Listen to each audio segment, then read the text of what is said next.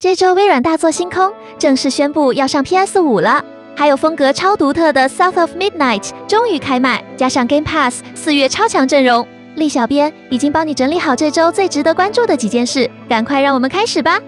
這周整體的感覺就是新舊交替，除了有等了好久的新作，還有經典策略遊戲復活，而業界關於停止殺死遊戲的法律討論也很有看頭。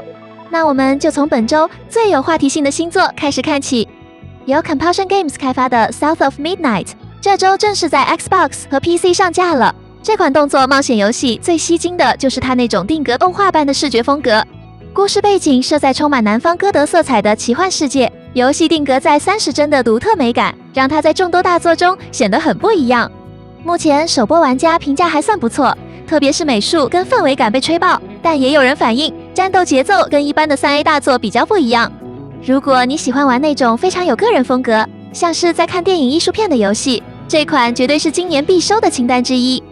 吵了很久的星空 PS5 版終於在4月7日正式登場了。這次發售還帶着這周剛出的2個新擴充內容，像是要強化艦隊戰鬥的 Terran Armada。對於 PS5 玩家來說，雖然晚了一點，但能玩到這款內容已經被修補得非常完整的太空神作，其實也不虧。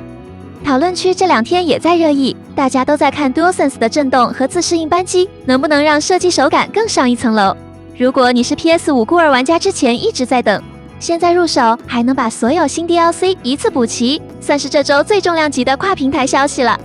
微軟這周公布了 Xbox Game Pass 4月的新名單，不得不說真的太猛了。除了有口碑爆棚的 Hades 2終於入庫，還有經典重置的 Final Fantasy IV 也一起上線。對於有訂閱的朋友來說，這周光是這2款就夠你玩整個周末了。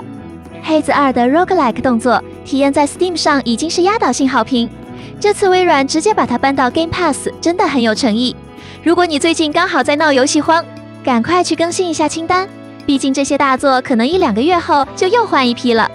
來看這周熱度很高的業界動態，關於停止殺死遊戲這個運動近期有了法律上的新進展。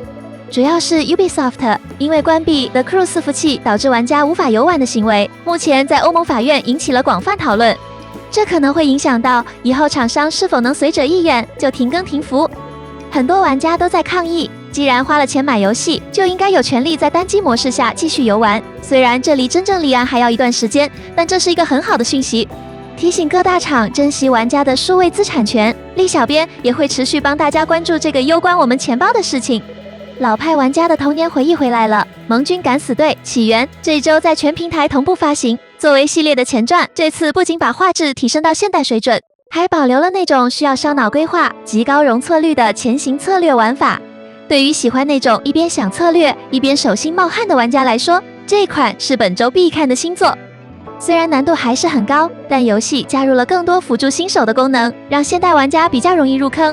如果你厭倦了現在到處都是的開放世界或無腦刷怪，想找回那種精密執行任務的快感，這款盟軍敢死隊絕對能讓你這周末過得很充實。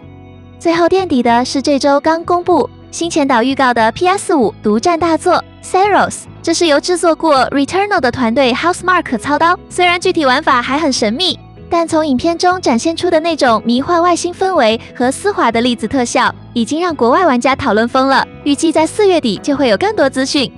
Housemarque 一向以流暢的動作感者稱，這次看來是想在科幻題材上走得更遠。雖然距離真正發售可能還有一段時間，但這周的預告已經成功拉高了大家的期待值。如果你是 PS5 主機玩家，這款絕對是要放進明年必關注清單的作品。